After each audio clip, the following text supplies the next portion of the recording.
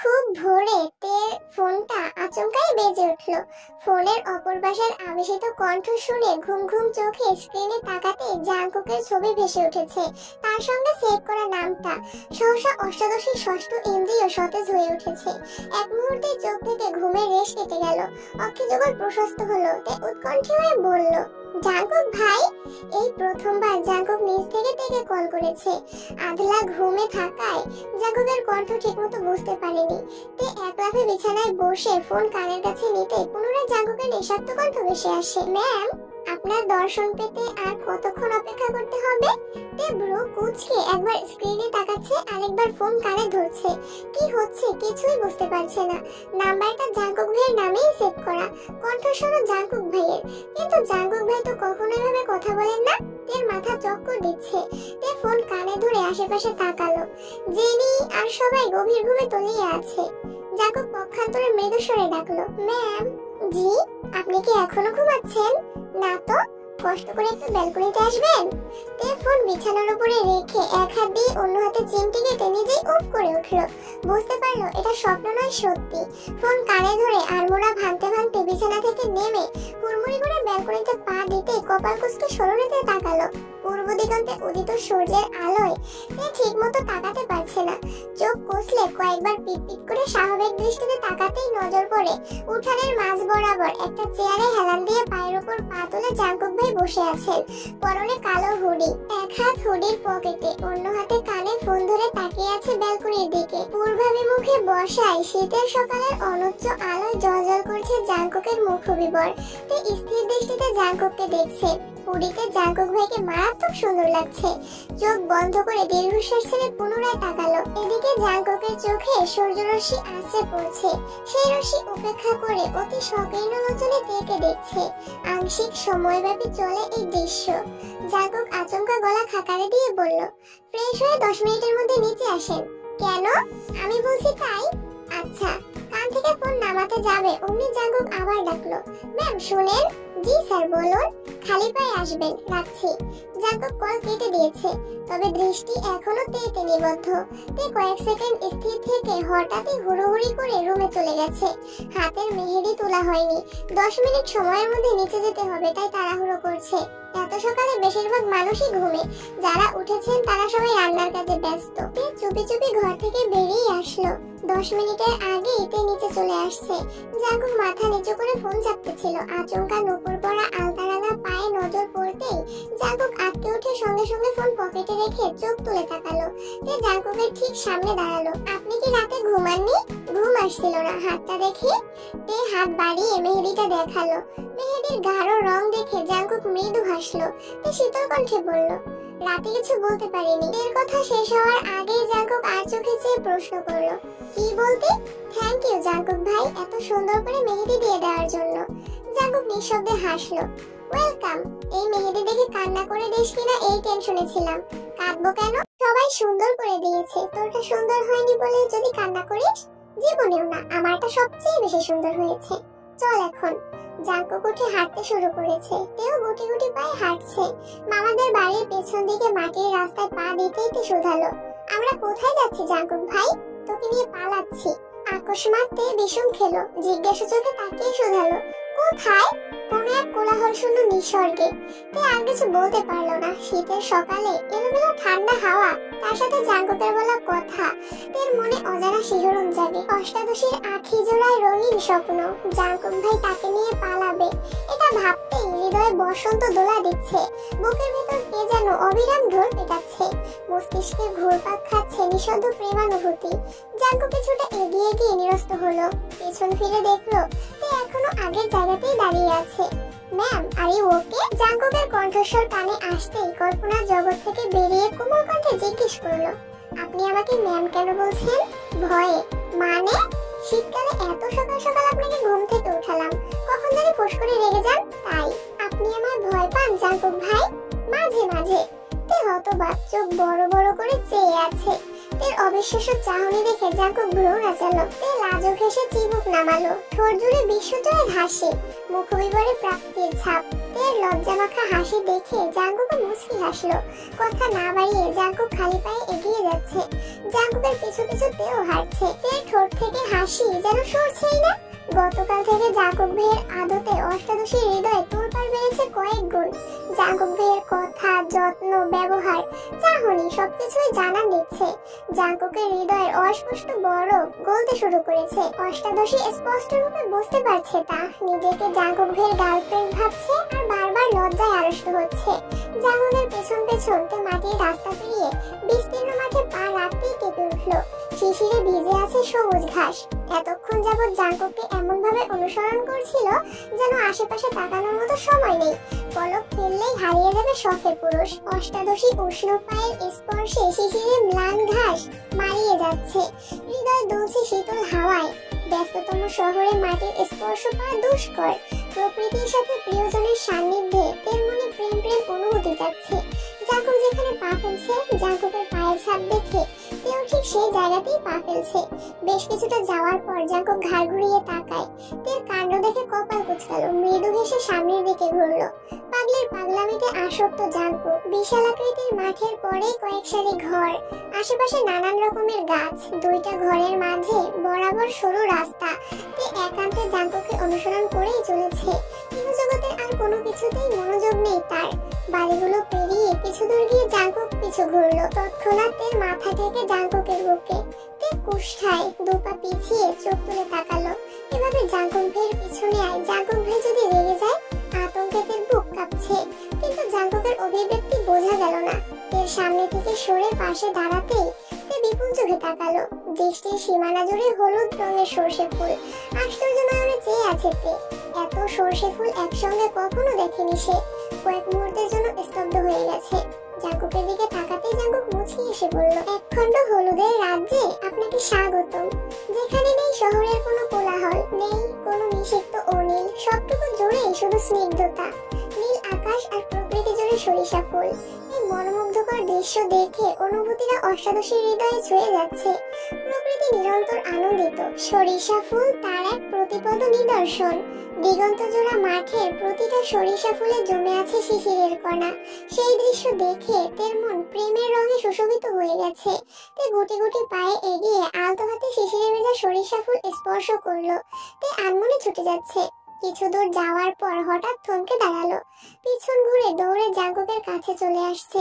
Jungkook ভ্রু কুঁচকে তাকিয়ে আছে। তে জাঙ্কুকের কাছে এসে হাঁপাতে শুরু করলো। জাঙ্কুক কণ্ঠ দ্বিগুণ ভারী করে শুধালো, কি হয়েছে? তে ওড়না টেনে মাথায় ঘুমটা দিল। হাত দিয়ে জাঙ্কুককে ইশারা করতেই জাঙ্কুক একটু নিচু হয়ে তের মুখোমুখি হলো। তে দীর্ঘশ্বাস ছেড়ে জাঙ্কুকের কানে কানে বলল, জাঙ্কুক ভাই, আপনি কি জানেন না সরিষা খেতে তানাদের বসবাস? জাঙ্কুক সিরিয়াস মুডে কথা শুনতে এসেছিল, কিন্তু তের আজগুবি কথা শুনে সশব্দে হেসে উঠল। তোর তানারা বেড়াতে গেছে। আপনাকে কে বলেছে? রাতে তোর তানাদের সাথে দেখা হয়েছিল। বলে গেছিলাম সকালে তোকে নিয়ে আসবো। তোর তানারা যেন ঘুরতে চলে যায়। কোথায়? তোর শ্বশুর বাড়ি। মানে? এমন ভাবে বলছিস মনে হচ্ছে তানারা যেখানে যায় আমার থেকে অনুমতি নিয়ে যায়। আপনিই তো বললেন। আল্লাহ, কোন পাগলের পাল্লায় পড়লাম। তে গাল ফুলিয়ে ওষ্ঠ উল্টে তাকালো। জাঙ্কুকের মাথায় আস্তে করে গাঁটটা মেরে বলল, তোর মাথায় তানাদের কথা কে ঢুকাইছে বলতো? বড় আম্মু। কি? আম্মু তোকে এসব বলে? জি। আর কি বলে? আরো অনেক কিছুই বলে, কিন্তু সেসব আপনাকে বলা যাবে না, পার্সোনাল কথা। জাঙ্কুক ভ্রু গুটিয়ে বিড়বিড় করে বলল, শাশুড়ি বউ মিলে আমায় পাগল বানাই ছাড়বে। এসব আজগুবি কথা আর বলবি না। তানারা বলতে কিছুই হয় না। আমার ভয় লাগে। বড় আম্মু বলেছে তানারা আমায় নিয়ে যাবে গা। আমি থাকতে তোর কিসের ভয়? আমার চোখের সামনে আমার অনুমতি ব্যতীত কেউ তোকে ছুঁতেও পারবে না। তে প্রশস্ত নেত্রে তাকিয়ে মুচকি হাসলো। ভীষণ লজ্জা পেয়েছে। চিবুক নামিয়ে ঘুরতে তের মাথা থেকে ওড়না পড়ে গেল। পা বাড়াতেই জাঙ্কুক গম্ভীর কণ্ঠে বলল, দাঁড়া। তে দাঁড়াতেই জাঙ্কুক আলতো ভাবে তের চুল থেকে কাকড়া ব্যান্ডটা খুলে দিল। অমনি তের ঘন কালো চুল কোমর ছাড়িয়ে পড়েছে। জাঙ্কুক দুহাতে কতগুলো সরিষা ফুল ছিঁড়ে তের চুলে ছাড়িয়ে দিয়েছে। কালো চুলে হলুদ ফুলগুলো অসাধারণ সুন্দর লাগছে। এক হাতে মুষ্টিবদ্ধ হাতে সরষে ফুল ছিঁড়ে দুপা এগিয়ে তের কানে গুজে দিয়ে মুলায়ম কণ্ঠে বলল, এবার যেতে পারিস। তে ভয়ে ভয়ে পা বাড়ায়। জাঙ্কুক পকেট থেকে ফোন বের করে তার ভিডিও করায় ব্যস্ত। অনেকটা সময় ঘোরাঘুরি শেষে তে হঠাৎ বলল, can I take a picture with you? Yes of course. তে নিজের ফোন দিয়ে জাঙ্কুকের সঙ্গে দুটো ছবি তুলেছে। জাঙ্কুকের ফোন ভাইব্রেশন হতেই জাঙ্কুক পকেট থেকে ফোন বের করে রিসিভ করলো। পরপরই তের দিকে তাকিয়ে বলল, চল। কোথায়? নদীর পাড়ে। নদীর পাড়ে যেতেই দেখলো ইয়োনো হাতে একটা বোতল নিয়ে দাঁড়িয়ে আছে। তেকে দেখেই বলল, শুভ সকাল তেওগা। শুভ সকাল। তোমার জন্য গাছ থেকে খেজুরের রস আনছি, খেয়ে দেখো কেমন লাগে। তে অল্প একটু খেলো। আপনাকে অনেক ধন্যবাদ। ধন্যবাদ আমাকে না দিয়ে আমার জাঙ্কুক ভাইকে দাও। এত ঠান্ডায় আলো ফোটার আগে আমায় টেনে তুলে কুয়াশার মধ্যে খেজুরের রস আনতে পাঠাইছে। আপনি বলেছেন তুই কখনো খেজুরের রস খাসনি, তাই এনাইছি। তবে নিয়ে যাবো ভাবছিলাম, কিন্তু অনেকটা দূর হয়ে যাবে তাই যাইনি। জাঙ্কুক ভাইয়ের এত যত্ন দেখে তে বারবার অভিভূত হয়ে যাচ্ছে। গতকাল থেকে কত শতবার জাঙ্কুকের প্রেমে পড়েছে তার হিসেব নেই। ঘন্টা দুয়েক তে, জাঙ্কুক আর ইয়োনো একসঙ্গে নদীর পাড়ে বসে আড্ডা দিয়েছে। জাঙ্কুক আর ইয়োনের শৈশবের স্মৃতিগুলো ইয়োনো অবলীলায় তেকে জানাচ্ছে। এই নদীতে কতদিন গোসল করেছে একসাথে। ফুটবল ক্রিকেট খেলার ঘটনা থেকে শুরু করে এক পর্যায়ে ইয়োনোর মনের মানুষের কথাও বলেছে। সেই থেকে তে বায়না ধরেছে ইয়োনোর গার্লফ্রেন্ডকে দেখবে। জাঙ্কুক কয়েকবার না করেছে, কিন্তু তে কোনো কথাই শুনছে না। জাঙ্কুক ধমক দিতে গিয়েও বারবার আটকে যাচ্ছে। সে কোনোভাবেই তের মনে আঘাত দিতে চাচ্ছে না। তের পাগলামিতে ইয়োনো বাধ্য হয়ে মেয়েটাকে কল দিল। কিছুক্ষণের মধ্যেই একটা মেয়ে মাথায় ঘোমটা দিয়ে ওদের কাছে আসলো। থ্রি পিস পরনে, চুলগুলো বেনি করা, গ্রামের খুব সাধারণ একটা মেয়ে, তবে রূপ লাবণ্যে পরিপূর্ণ। তে বসা থেকে দাঁড়িয়ে সালাম দিল। মেয়েটা হাসি মুখে সালামের উত্তর দিয়ে থেকে ভালো মন্দ জিজ্ঞেস করছে। জাঙ্কুক আর ইয়োনো মুখ চাওয়াচাই করে কিছু একটা ইশারা করলো। যিসু, তুমি চাইলে আমাদের সাথে বসতে পারো। বাসায় বলে আসিনি, চলে যেতে হবে। ভাবি একটু বসেন না প্লিজ। যিসু লজ্জায় নুয়ে পড়লো। তের কথায় ইয়োনো হাতে কপাল চাপড়াচ্ছে। জাঙ্কুক তাড়াতাড়ি পকেট থেকে ফোন বের করলো। হাজার হোক জাঙ্কুক ইয়োনোর বড় ভাই। ছোট ভাইয়ের প্রেমিকাকে লজ্জার হাত থেকে বাঁচাতে জাঙ্কুক তৎক্ষণাৎ জায়গা ত্যাগ করলো। যিসু শীতল কণ্ঠে বলল, অন্য কোনোদিন সবাই নিয়ে তোমাদের সাথে আড্ডা দিব।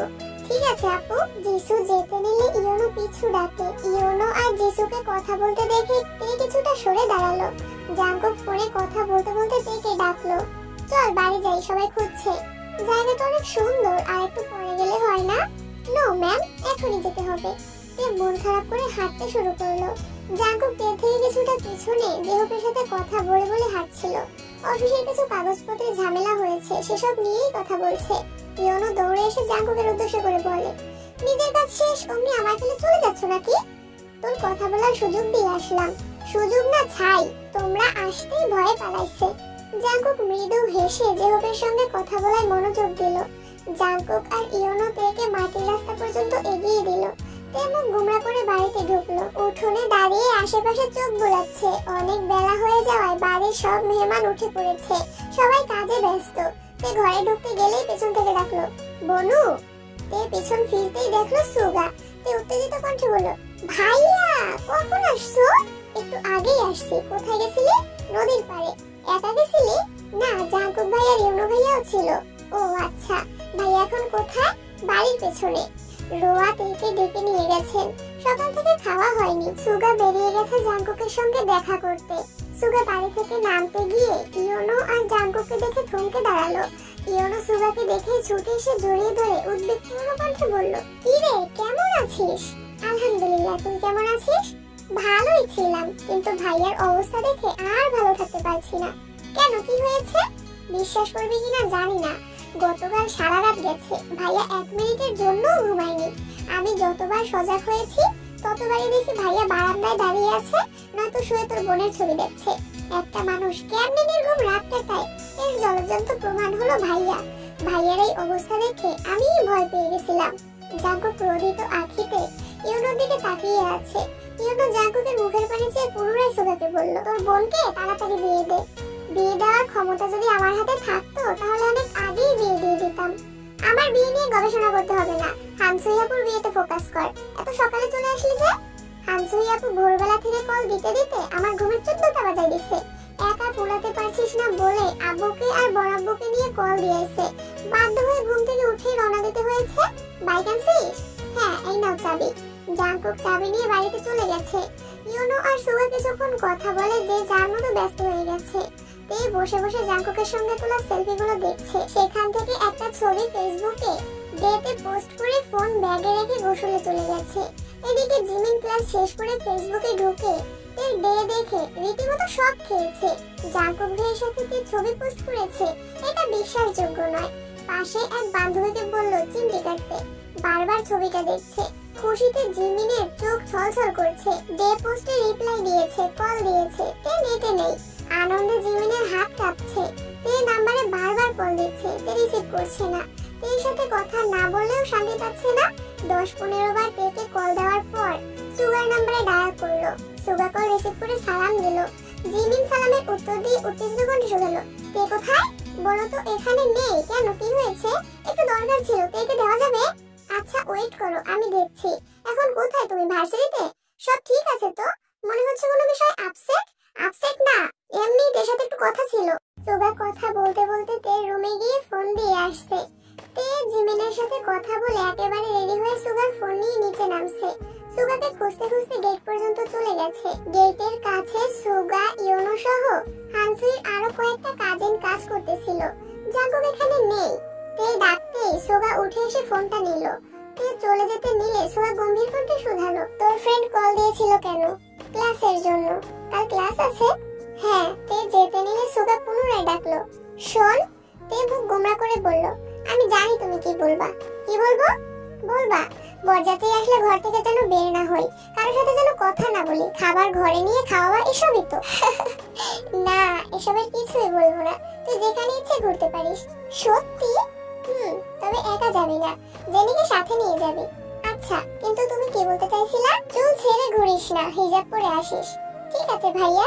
তে রুমে যাওয়ার জন্য সিঁড়ি পর্যন্ত যেতেই লিসার সাথে দেখা হলো। তে কোথায় ছিলে তুমি? রুমে খুঁজতে গেছিলাম তোমায়। নিচে ছিলাম। তুমি কি আমার উপর রেগে আছো? রাতে তোমার সাথে এরকম ব্যবহার করা ঠিক হয়নি, তার জন্য দুঃখিত। তে অষ্টদার প্রশস্ত করে উত্তর দিল, রাগ করি না। লিসা উত্তেজিত কণ্ঠে বলল, দেখো তো আমার মেহেদিটা কেমন হয়েছে। হাত বাড়াতেই তে লিসার হাতের দিকে তাকালো। মেহেদি ডিজাইন খুব সুন্দর হয়েছে। হঠাৎই তার ভ্রুযুগল কুঁচকে গেল। লিসার হাতে যে অক্ষর দেখে তে ভীষণ চটে গেছে। সে খুব ভালো করেই বুঝতে পারছে লিসা ইচ্ছে করে জাঙ্কুক ভাইয়ের নামের প্রথম অক্ষর লিখেছে এবং সেটা তেকে দেখাতে আসছে। তে রাগে পাশ কাটিয়ে চলে গেল। লিসা আর চোখে চেয়ে হাসলো। বরযাত্রী আসছে অনেকক্ষণ হলো। গেটে জামাই বরণ চলছে। হুড়োহুড়ি কর্মকাণ্ডের কোথাও তে নেই। সেই যে রুমে ঢুকেছে আর বের হয়নি মেয়েটা।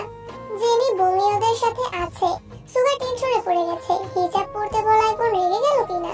তের নাম্বারে কল দিল, কিন্তু তে কল রিসিভ করছে না। এত মানুষের ভিড় ঠেলে বাড়িতে ঢুকতেও ইচ্ছে করছে না। সুগা এমনিতেই নেট অন করলো। ফেসবুকে ঢুকতে তে জাঙ্কুকের সেলফি দেখে আনমনে হেসে বলল, মাশাআল্লাহ। কিন্তু সেই হাসিটা বেশি সময়ের জন্য স্থির হলো না। তের আইডি দেখে ভ্রু গুটালো। জাঙ্কুক ফেসবুকে কিছু শেয়ার করলে সেগুলো কাস্টম করে শেয়ার করে, কিন্তু তে যে হুট করে জাঙ্কুকের সাথে ছবি আপলোড করলো, বাসার মানুষের নজরে পড়লে সর্বনাশ হয়ে যাবে। এইসব ভেবেই সুগা ভয় পাচ্ছে। সুগা তাড়াতাড়ি উঠে জাঙ্কুকের কাছে গেল। জাঙ্কুকের কানে কানে কিছু বলতেই জাঙ্কুকের অভিব্যক্তি বদলে গেল। সুগা ফোন থেকে সেই পোস্টটা দেখালো। জাঙ্কুক দাঁতে দাঁত চেপে বলল, তে কোথায়? বড়কে হিজাব পড়তে বলছিলাম, সে যে উপরে গেছে আর তো আসছে না। কল দিলাম, কল ধরে না। জাঙ্কুক গম্ভীর কণ্ঠে বলল, জেনিকে বল ডেকে নিয়ে আসতে। জাঙ্কুক, ইয়োনোর কয়েকটা বন্ধু সবাই মিলে বরযাত্রীদের খাবার পরিবেশন করছে।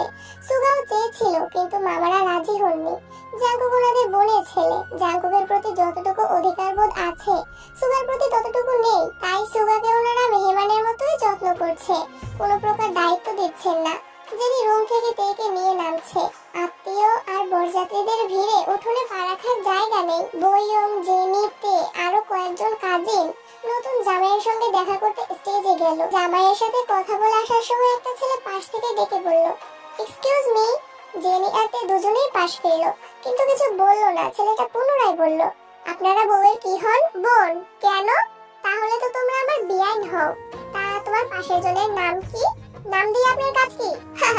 কাজ আছে বলেই তো জিজ্ঞেস করছি। ছেলেটার একটু পেছনে জাঙ্কুক দাঁড়াতেই তে বৃহৎ নয়নে তাকালো। জাঙ্কুক চোখ দিয়ে ইশারা করতেই তে মুচকি হেসে জেনিকে বলে, চল আমরা ওইদিকে যাই। বোনের কথা মতো জেনেও চলে যাচ্ছে।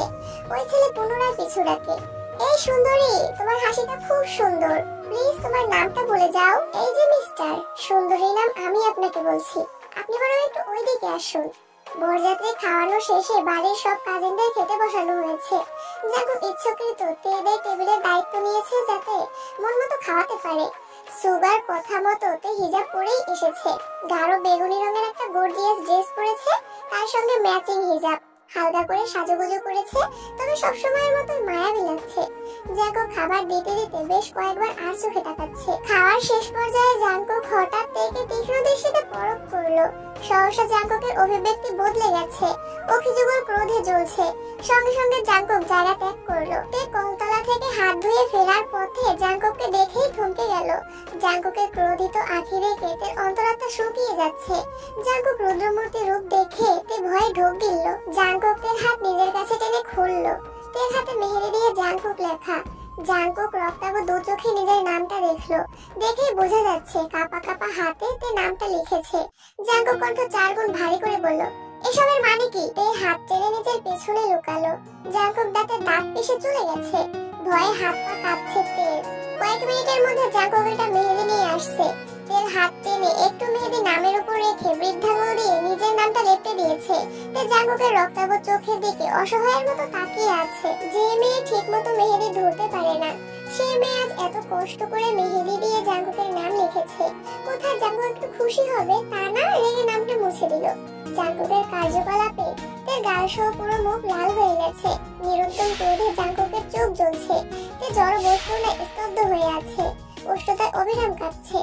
সবকিছুর একটা লিমিট থাকা দরকার। তুই কি ভাবছিস তুই যা ইচ্ছে করবি আর কেউ তোকে কিচ্ছু বলবে না? কোন সাহসে আমার নাম লিখেছিস? একদমে কথাগুলো বলে তাতে দাঁত চেপে ধরলো। চোখ ফেটে যেন আগুন বের হচ্ছে। জাঙ্কুকের অগ্নিদৃষ্টি দেখে তের বুক ফুঁড়ে দীর্ঘশ্বাস বেরিয়ে আসলো। জাঙ্কুক ভাইয়ের এই রূপ আর কখনো দেখেনি সে। ভয়ে বুক কাঁপছে, অক্ষিপট ভিজে আসছে।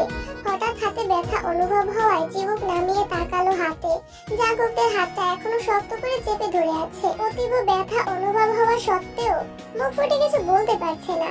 জাঙ্কুকের অভিমুখে চেয়ে আছে, চোখ টলমল করছে, সাথে হৃদয় জমেছে এক আকাশসম অভিমান। পৃথিবীর বুকে সবচেয়ে নিষ্ঠুরতম মানুষটার চোখে বিবশ হয়ে চেয়ে আছে।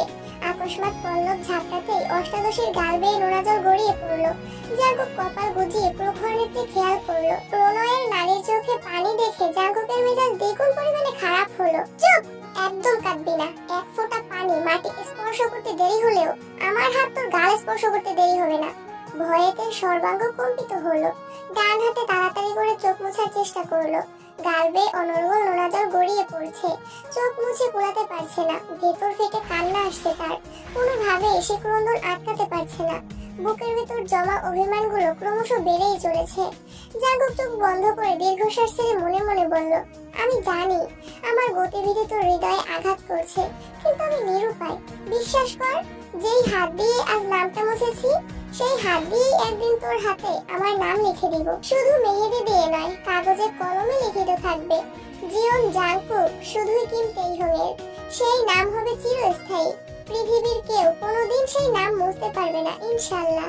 অতিরিক্ত কান্নায় তের নিঃশ্বাস ভারী হয়ে আসছে। শ্বাস ফেলতে পারছে না। ঘন ঘন শ্বাস নিচ্ছে আর চোখ মুছছে। তের এই অবস্থা দেখে জাঙ্কুক ভ্রু কুঁচকে প্রশ্ন করলো, কি হলো? ধমকের শব্দে তে হকচকিয়ে তাকালো। কান্নার ভেজা চোখের পাপড়ি, লাল বর্ণের কপাল আর লেপটে যাওয়া কাজল দেখে অষ্টাদশীকে জড়িয়ে ধরার প্রতিশের ইচ্ছে জাগছে জাঙ্কুকের অন্তরে। হঠাৎ তের চোখ পড়ে লিসার দিকে। নতুন জামাইয়ের জন্য খাবার নিয়ে যাচ্ছিল। লিসাকে দেখে তের পুরনো ঘটনা মনে পড়েছে। ভেতরে জমা অভিমানরা অভিযোগ হয়ে বেরিয়ে আসতে চাইছে।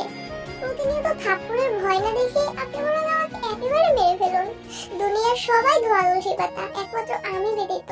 কারো দোষ আপনার চোখে পড়ে না, শুধু আমার গুলোই চোখে পড়ে। কি বলতে চাচ্ছিস? অন্য কেউ তো হাতের নাম লিখেছে, কই তাকে তো কিছু বললেন না? এটুকু বলেই থেমে গেছে। জাঙ্কুক অবাক নজরে রেখে দেখছে। পিছন ফিরে লিসাকে একবার দেখে নিল। সব মেয়ের উপর নজরদারি করার দায়িত্ব আমি নেইনি, আর যার তার উপর জাঙ্কুক অধিকারও খাটায় না। তোর উপর আমার যতটা অধিকার আছে তা আর কারোর উপর নেই।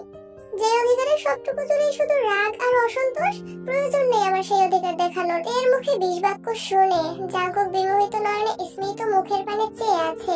কয়েক সেকেন্ডের ব্যবধানে হঠাৎই তের হাত ছেড়ে দিয়েছে। জাঙ্কুক হাত ছাড়তেই তে হুঁশ ফেরে। লিসার প্রতি তীব্র আক্রোশে কি নাকি বলে ফেলেছে সে নিজেও জানে না।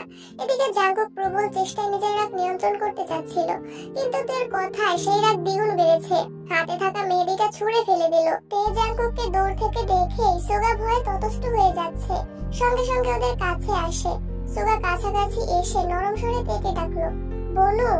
তে সিক্ত চোখে তাকাতেই সুগার বুক কেঁপে উঠল। প্রোগ্রারও চোখে তাকালো জাঙ্কুকের অভিমুখে। সুগার দৃষ্টিতে ব্যাকুলতা। বনু কেন কাঁদছে তা জানার জন্য ব্যাকুল হয়ে গেছে। সুগা বাড়ি থেকেই বলে আসছিল তে কাঁদলে ইসার খবর আছে। তবে কি কোনো অঘটন ঘটতে যাচ্ছে? হয়েছেই বা কি? সুগার উপস্থিতিতে তে ভীষণ অস্বস্তিতে পড়ে গেছে। জাঙ্কুক ভাইয়ের নাম লিখেছে, এটা সুগা জানতে পারলে কি হবে সেটা ভেবেই চোখ নামিয়ে পাশ কাটিয়ে চলে যাচ্ছে। জাঙ্কুক আর চোখে চেয়ে মনে মনে বলল, প্রয়োজন নেই বললেই তো আমি তোকে ছেড়ে দিতে পারবো না। তুই যদি আমার রাগের কারণই না বুঝিস তবে আমার অর্ধাঙ্গিনী হবি কেমন করে? তে একটু দূরে যেতেই সুগা উদ্বিগ্ন কণ্ঠে শুধালো, বনু কাঁদছে কেন ভাইয়া? জাঙ্কুক কিছু বলতে পারছে না। কথা আটকে আসছে তার। বারবার ঢোক গিলে ভিতরের কষ্ট লুকানোর চেষ্টা করছে। যেই তের জন্য জাঙ্কুক নিজের জীবন দিতে রাজি, সেই তে আজ এত বড় কথা বলেছে। জাঙ্কুক অস্বাভাবিক অবস্থা দেখে সুগা জাঙ্কুকের বাহুতে ধরে ডাকলো, ভাইয়া কি হয়েছে? জাঙ্কুক ঘাড় ঘুরিয়ে সুগার অভিমুখের পানে চাইলো। জাঙ্কুকের চোখের প্রতিটা শিরা উপশিরা রক্তাভ হয়ে আছে। দৃষ্টিতে তার তীব্র আগুন নির্গত হচ্ছে। প্রখর তপ্ত স্বরে বলল, তোর বোন মেহেদি দিয়ে হাতে আমার নাম লিখেছে। কি সর্বনাশ! একটাবারের জন্য ভাবলেও না বাসায় কারো চোখে এই নামটা পড়লে কি অবস্থা হতে পারে। ওকে কিভাবে বুঝাবো? এখন আমার পক্ষে ওর মাত্রাতিরিক্ত পাগলামিকে সাপোর্ট করা সম্ভব না। আমার মনের অবস্থা বলতে পারছি না, কারণ এই বয়সেও কি পরিবারের ঝামেলায় কোনোভাবেই জড়াতে চাই না আমি। সুগা জাঙ্কুকের কথাগুলো শুনে ঠান্ডা স্বরে বলল, তুমি মাথা ঠান্ডা রাখো প্লিজ ভাইয়া। তোর বোনের জন্য কি পরিমাণ পীড়া আমি সহ্য করতেছি এর একাংশ যদি তোর বোন বুঝতো। কথাগুলো বলে জাঙ্কুক দীর্ঘ নিঃশ্বাস ছাড়লো। তেকে জেনে বুঝে কখনো কষ্ট দিতে চায় না জাঙ্কুক, কিন্তু মাঝে মধ্যে বাধ্য হয়ে নিজের অনিচ্ছা সত্ত্বেও তেকে শাসন করতে হয়। জেনি বা লিমিনহো যদি তের হাতে জাঙ্কুকের নাম দেখে, সেই কথা লিমিনহোর মা, তের মা বা জাঙ্কুকের মায়ের কান পর্যন্ত যেতে বেশি সময় লাগবে না। মা কাকি জানা মানেই বাবাদের কানে পৌঁছাবে। বাসার মানুষ কিছু টের পেলে কি হবে এটা ভেবেই নিজের মনের বিরুদ্ধে গিয়ে প্রেয়সীর হাতে জল জল করা নিজের নামটা মুছে যতটা কষ্ট তেকে দিয়েছে তার থেকে কয়েক গুণ বেশি কষ্ট জাঙ্কুক পাচ্ছে। সুগা কিছু বলতে চাচ্ছিল, হঠাৎই কিম নামজুন কিছুটা দূর থেকে ডাকলেন, জাঙ্কুক কোনো সমস্যা? কিম নামজুনের ডাকে জাঙ্কুক আর সুগা দুজনেই আটকে উঠেছে। জাঙ্কুক নিজেকে সামনে আস্তে করে গলা ঝেড়ে ধীর কণ্ঠে বলল, কিছু হয়নি আব্বু। জাঙ্কুকের রক্তিম আঁখি যুগল এখনো অপরিবর্তিত। চোখে মুখে লেপ্টে আছে তীব্র আক্রোশ। এই অবস্থায় আব্বুর মুখোমুখি হওয়া কোনোভাবেই সম্ভব না। এজন্য কয়েক কদম এগিয়ে চোখ মুখে পানি ছিটিয়ে স্বাভাবিক হওয়ার চেষ্টা করলো। কি হয়েছে জাঙ্কুকের? তেমন কিছু না বড় আব্বু, শরীরটা বোধহয় একটু খারাপ লাগছে। প্রথমবারের মতো মেহমানদারি করেছে, খারাপ লাগাটাই তো স্বাভাবিক। জাঙ্কুক হাত দিয়ে মুখ মুছতে মুছতে চলে যেতে নিলে কিম নামজুন পুনরায় বললেন, কোথায় যাচ্ছ? খাওয়ানো শেষ হয়নি, খাবারের ওখানে আর যেতে হবে না। তোমরা দুই ভাই বরং দেখে আসো নতুন জামাইয়ের ঠিক মতো আপ্যায়ন করা হচ্ছে কিনা। আচ্ছা বলে বাধ্য ছেলের মতো জাঙ্কুক স্থান ত্যাগ করলো। সুগাও জাঙ্কুকে অনুসরণ করলো। চোখে মুখে পানি দিয়ে রাগ কন্ট্রোল করতে ব্যর্থ হলো। যেতে যেতে দু ভাইয়ের মধ্যে আরো কিছুক্ষণ বাদবিতণ্ডা চললো। কি হচ্ছে আর কি হতে যাচ্ছে সেসব ভেবেই সুগা ঘাবড়ে যাচ্ছে। তারপরও ভাইকে বোঝানোর ব্যর্থ চেষ্টা করলো। জাঙ্কুকের ক্রোধের কাছে সবই বৃথা। স্টেজের কাছে যেতেই চোখ পড়লো লিসার দিকে, সাথে ৩-৪ জন কাজিন। লিসাকে দেখে তৎক্ষণাৎ জাঙ্কুকের তীরওয়ালা কথাটা মনে পড়ে গেল। অন্য কেউ তো হাতে নাম লিখেছে, কই তাকে তো কিছু বললেন না। জাঙ্কুক সূক্ষ্ম নেত্রে লিসার হাতটা খেয়াল করেছে। হঠাৎই চোখে পড়ে বড় করে লেখা যে অক্ষরটায়। তে যতটা জায়গা নিয়ে জাঙ্কুক নাম লিখেছে প্রায় ততটুকু জায়গা নিয়ে লিসা অক্ষরটা লিখেছে। লিসা জাঙ্কুককে দেখে লাজুক হাসলো। এতে জাঙ্কুকের মেজাজ আরো বেশি খারাপ হলো। জাঙ্কুকের দৃষ্টিতে তিক্ততা, কোনো দিকে না তাকিয়ে চলে গেল। মেহমান খাওয়ানো প্রায় শেষ দিকে। ইয়োনো রুম থেকে বেরিয়ে উঠানের মাঝখানে জাঙ্কুক উচ্চস্বরে ডাকলো, ইয়োনো। জাঙ্কুকের রাগে রাগে কণ্ঠ শুনে ইউনোর সঙ্গে সঙ্গে তিন মামাও অবাক চোখে তাকালেন। ছোট মামা ইউনোকে উদ্দেশ্য করে বললেন, কি হয়েছে দেখ তো গিয়ে। আচ্ছা। ইউনো হাত দুটো কোনো মতে ধুয়ে ছুটে আসলো। জাঙ্কুক পাঞ্জাবি হাতা ভাঁজ করতে করতে রাগান্বিত কণ্ঠে বলল, লিসাকে নিয়ে বাড়ির পেছনে আয়। ইউনো আশপাশ তাকালো। সুগার চিন্তিত মুখবিবর আর জাঙ্কুকের রাগান্বিত কণ্ঠ শুনে বুঝতেই পারছে কিছু একটা হয়েছে। ইউনো মোলায়েম কণ্ঠে বলল, এখনই, রাইট নাও। ওকে ভাইয়া। তে রুমে আসার পর থেকে কেঁদেই যাচ্ছে। লিসার উস্কানিতে তে এমন কাণ্ড করেছে, না হয় কখনো সে এমনটা করতো না। বিষয়টা নিয়ে যত ভাবছে তত বেশি কান্না পাচ্ছে। জাঙ্কুক ভাইয়ের আচরণের থেকেও নিজের উপর রাগ বেশি উঠতেছে। নামটা লেখার সময় একবারের জন্য বাসার কথা মনে হয়নি, তার শুধু লিসার প্রতি জেদ কাজ করছিল। জাঙ্কুক ভাই রাগে নামটাই মুছে দিয়েছেন, অথচ আব্বু আর বড় আব্বু দেখলে কি যে হতো। হয়তো বাড়িতে ঢুকতেই দিতেন না। আদৌ বাড়ির কেউ হাতে নাম দেখে ফেললো কিনা এটা ভেবেই ভয়ও পাচ্ছে। এই ঘটনার পর জাঙ্কুক ভাইয়ের সাথে কথা বলা তো দূরে, সামনে দাঁড়ানোর মতো অবস্থা নেই তের। নিজের করা অপকর্মের জন্য লজ্জায়, জাঙ্কুকের প্রতি সুপ্ত অভিমান, লিসার প্রতি ক্ষোভ, সবকিছু মিলে অষ্টাদশের কোমল মনটাকে বিষিয়ে দিয়েছে। গতকাল থেকে আজ নাগাদ জাঙ্কুকের সঙ্গে কত ভালো সময় কাটছিল, একটা ভুলের কারণে সবকিছু শেষ হয়ে গেল। জাঙ্কুকের সামনে কিভাবে দাঁড়াবে এই ভেবেই আরো বেশি কান্না পাচ্ছে। বুকের ভেতর অসহ্য যন্ত্রণা হচ্ছে। নিঃসঙ্গতায় ছেয়ে গেছে তের মন। অষ্টাদশের মেঘাচ্ছন্ন মনের অস্পষ্ট বাসনা ডিসেম্বরের কনকনে ঠান্ডার মধ্যেও যদি ভারী বর্ষণ হতো, বৃষ্টির মতো এদের মনের সকল শঙ্কা, আক্রোশ, শোক সব ধুয়ে মুছে যেত। আচমকা সুগার দরজা থেকে ডাকলো, বনু আসবো? আসো। মন খারাপ কেন? এমনি। থাক, আর কাঁদতে হবে না, তোকে এখনই বিয়ে দিয়ে দিচ্ছি না। ভাইয়া তুমি এখন যাও, তোকে শাস্তি না দিয়ে তো যাবো না। কিসের শাস্তি? আতঙ্কে তের বুক কেঁপে উঠলো। তবে কি জাঙ্কুক ভাই সব বলে দিয়েছেন? ভাইয়া তারই শাস্তি দিতে এসেছেন? তে চিবুক নেমে গলায় আটকালো। তে ভয়ে হাত পা কাঁপছে।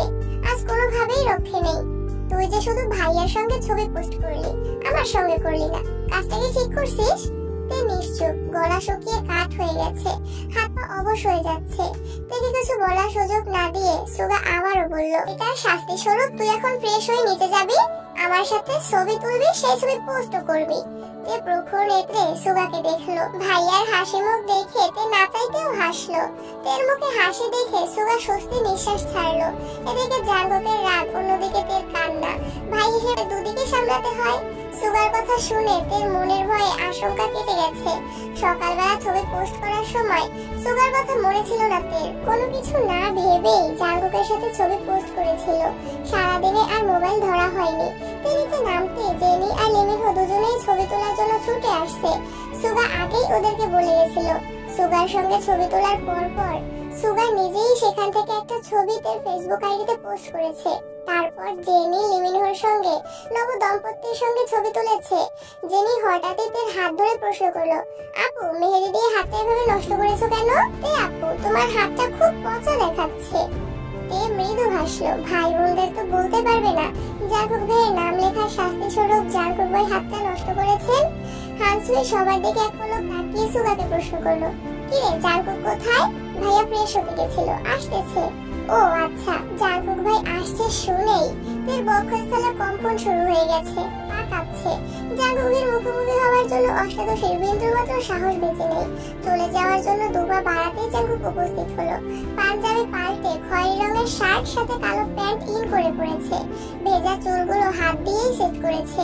সাথে বডি স্প্রের ঝাঁঝালো গন্ধ অষ্টাদশের হৃদয় কেড়ে নিচ্ছে।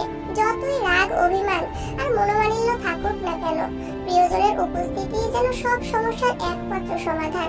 সব ভুলে তে বগ্রভাবে জাঙ্কুককে দেখছে। হৃদয়ে ঝড় চলছে। ঝড়ের আভাস বুঝতে পেরে জাঙ্কুক নিজের দৃষ্টি প্রতিরোধ করে পাশ কেটে স্টেজে চলে গেল। জাঙ্কুক আশায় নতুন করে আবারও ছবি তোলা হচ্ছে। 5 ভাই বোন, হানসুহি আর তার হাজবেন্ডের সঙ্গে, ইয়োনো, মামারা, বাবা, চাচা, মোটামুটি সবার সঙ্গেই ছবি তুলেছে। বেশ কিছু ছবিতে তে জাঙ্কুকের পাশাপাশি থাকলেও অন্য কারো দিকে তাকায়নি।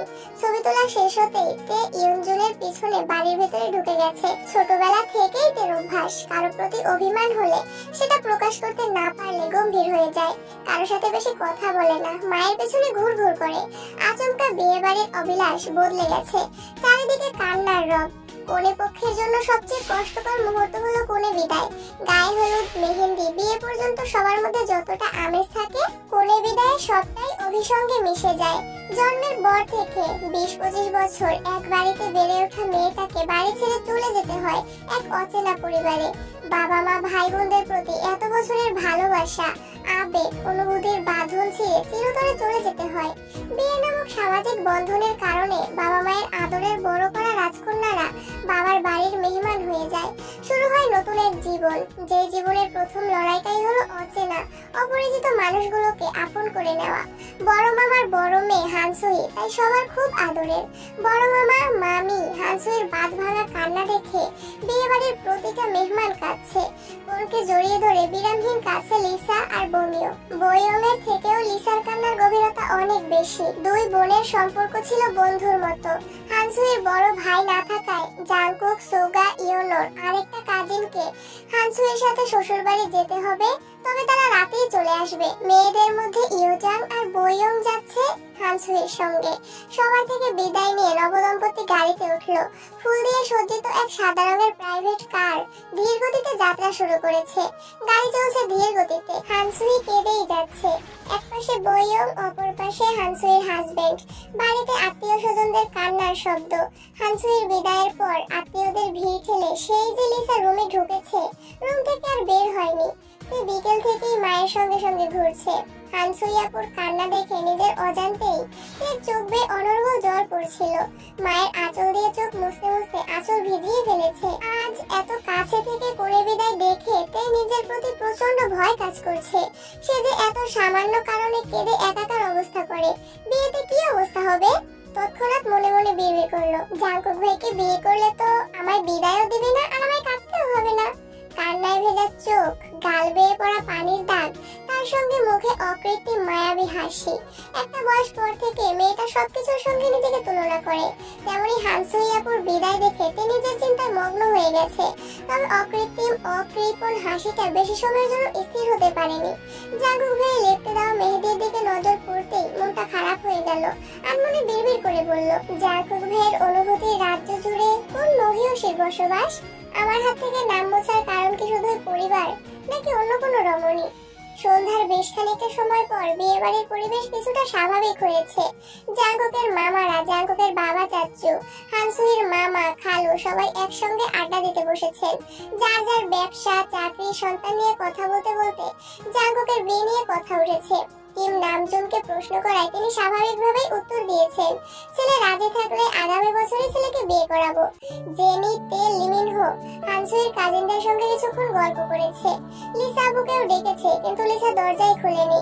সবার ডাকাডাকিতে অনেকক্ষণ পর লিসা রুম থেকে বেরিয়ে আসছে। জেনিরা তখন রাতের খাবার খাচ্ছিল। কাঁদতে কাঁদতে লিসার চোখ মুখ ফুলে গেছে। সারাদিন খায়নি, তাই জোর করেই খেতে বসানো হয়েছে। লিসার প্রতি তার বিতৃষ্ণা আর ক্ষোভ থাকলেও বোনের প্রতি বোনের ভালোবাসা দেখে তার বড্ড মায়া হচ্ছে। তে নিজে থেকে লিসার সঙ্গে বেশ কয়েকবার কথা বলেছে, কিন্তু লিসার আচরণে মনে হচ্ছে তেকে সে সহ্যই করতে পারছে না। তা বুঝতে পেরে তে রুমে চলে গেছে। সারাদিনের ক্লান্তিতে বিছানায় শুয়ে চোখ বন্ধ করতেই ঘুমের দেশে পাড়ি জমিয়েছে। জাংকুকরা ফিরেছে প্রায় 10টার দিকে। ততক্ষণে বিয়ে বাড়ির হইচই শেষ।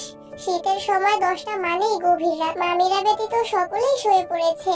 জাংকুকরা ফ্রেশ হয়ে উঠোনের শেষ প্রান্তে আগুন জ্বালিয়েছে। আবার কবে কাজিনরা একত্রিত হতে পারবে তা জানা নেই।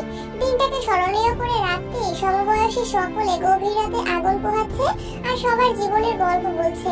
ঘন্টাখানেক গল্প করার পর ইয়োনো সুগাকে উদ্দেশ্য করে বলল, কি রে সুগা, তোর অন্তরের প্রদেশে যে এক ললনা বসতি স্থাপন করেছে তা তো বললি না? আরে তেমন কিছু না, তুই বলবি কিনা বল।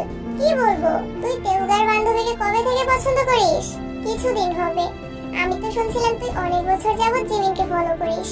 এত বছর কি আর আমার জন্য ফলো করেছি নাকি? ভাইয়াই তো বলেছে বলুর গাছের বান্ধবীদের উপর নজরদারি করার জন্য। এই, আমি না হয় নজরদারি করতে বলেছিলাম, প্রেমে তো করতে বলিনি। কথা সত্য, প্রেমে পড়েছি কি পড়িনি সেটা তো আর সেই মেয়ে জানে না। আমি কখনো বলতেও যাবো না, তাহলেই তো হলো। এত সিরিয়াস হয়ে যাচ্ছিস কেন? আমরা তো মজা করছি। তুই শুধু বল প্রেমে কবে পড়েছিস, তাহলেই হবে।